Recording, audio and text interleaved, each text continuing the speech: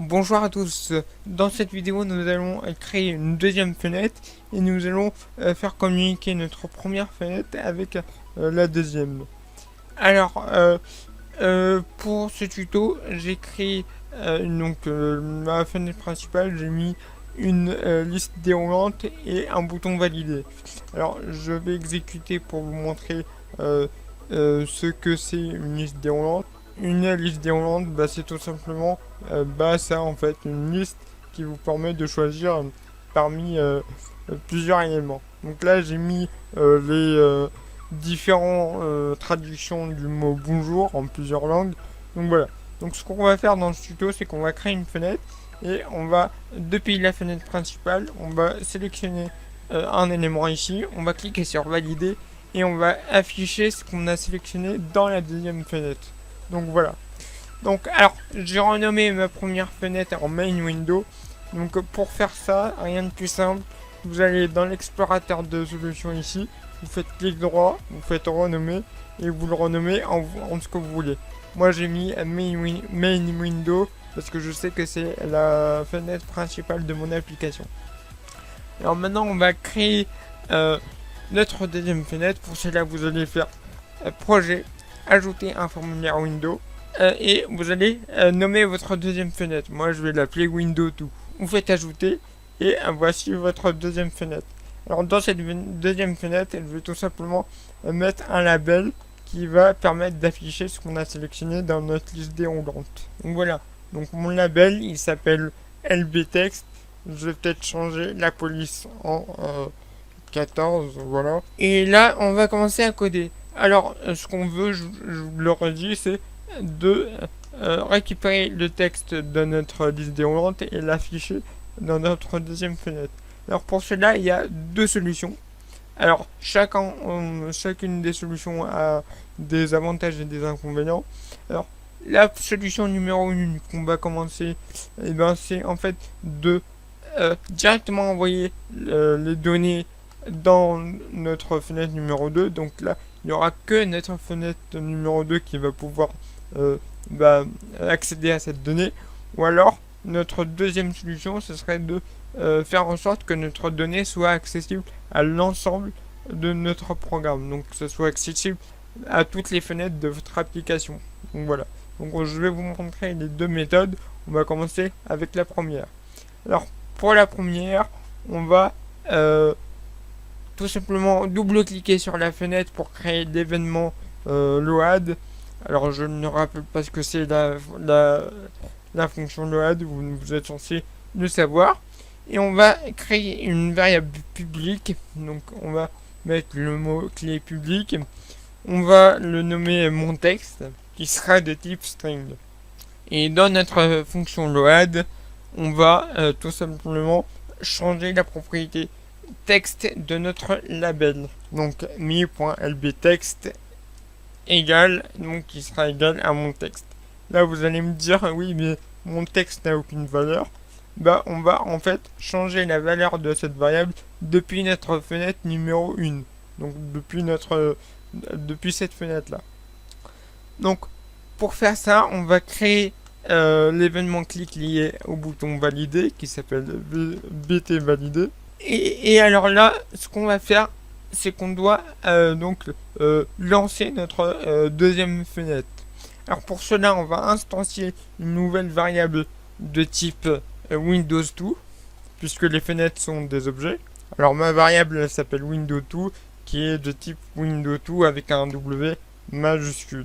Voilà. Et qui sera égale à une nouvelle instance de Windows 2. Et donc là on a créé notre objet. Par contre là à ce moment là ça va pas s'afficher, mais avant d'afficher on va modifier la variable qu'on vient de créer, donc la variable mon texte. Donc pour cela on va accéder à notre objet Windows 2. On va accéder maintenant à sa variable mon texte. Alors là j'ai créé une variable qui s'appelle mon texte, mais j'aurais très bien pu utiliser des propriétés. Donc là, ma variable mon texte, elle sera égale à mi.cb. Alors cb liste texte, c'est tout simplement ma liste déroulante qui est ici. Donc je l'ai appelé cb liste texte. Voilà. Et on va donc récupérer la propriété texte. Alors sachez que vous avez aussi la propriété selected text, mais d'habitude j'utilise ça. Mais là, je sais pas pourquoi, dans les textes avant la vidéo, ça n'a pas marché. Donc on va plutôt utiliser texte. Voilà. Alors, si vous voulez, dans une prochaine vidéo, je vous expliquerai plus en détail ce composant. Donc voilà. Donc maintenant, à la troisième ligne ici, on va, enfin plutôt à la cinquième ligne, on va donc afficher les fenêtres. Donc on va faire window2.show, ce qui va permettre de d'afficher la fenêtre tout simplement. Alors maintenant, si je fais F5 et j'exécute, donc on va sélectionner par exemple, allez, Hola, et on va faire valider. Et vous voyez que donc dans ma deuxième fenêtre, elle s'est bien affichée avec le mot que j'ai sélectionné. Si je sélectionne maintenant un autre mot, et on voyait que ça s'affiche bien. Donc voilà. Donc maintenant on va passer à la deuxième solution. Alors la deuxième solution consiste à créer une classe. Donc vous allez dans projet, ajouter une classe. Vous allez l'appeler comme vous voulez. Moi j'ai l'habitude de l'appeler global. Alors si vous voulez l'appeler global, vous mettez un E surtout. Voilà. Sinon ça va bugger. Pourquoi je l'appelle global? Parce qu'en fait cette classe, elle va stocker des données qui seront accessibles partout dans votre application. Donc je l'appelle global. Voilà. Et dans cette classe globale, on va ici prendre notre variable.